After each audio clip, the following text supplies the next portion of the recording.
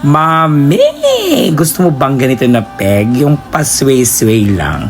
Yung sumusunod sa galaw, mami. Kaya, magpa-Amazon treatment ka na, mami.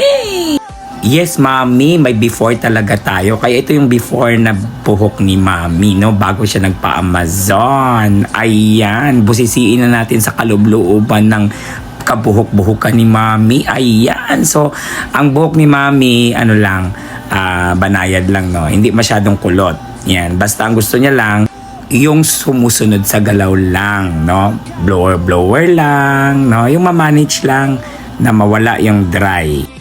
And yung sa dulo niya, titingnan natin, lang siya. Very ordinary na, no?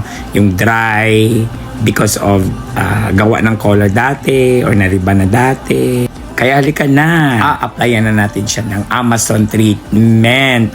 And sabayan ng pagmamassage, mami, para madaling mag-absorb yung medicine sa hair niya. Ayan, sa papaplansya naman, dapat manipis din. Kung gaano kanipis yung pag-apply natin ng medicine sa buhok niya, ganun din dapat ang pagplansya, mami. Para maganda ang pagkasilyo ng medicine sa buhok niya, mami. Sige, plantsahin mo pa, plantsahin pa. Hanggang sa ma-sealed talaga yung medicine sa buhok niya.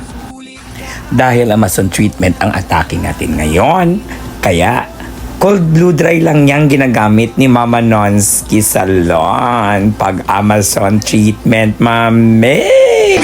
Hari ang trato sa imo, Mama Nonsky Salon #1.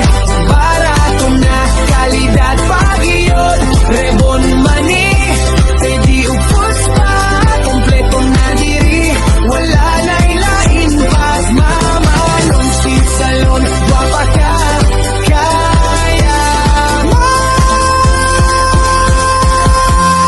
Mama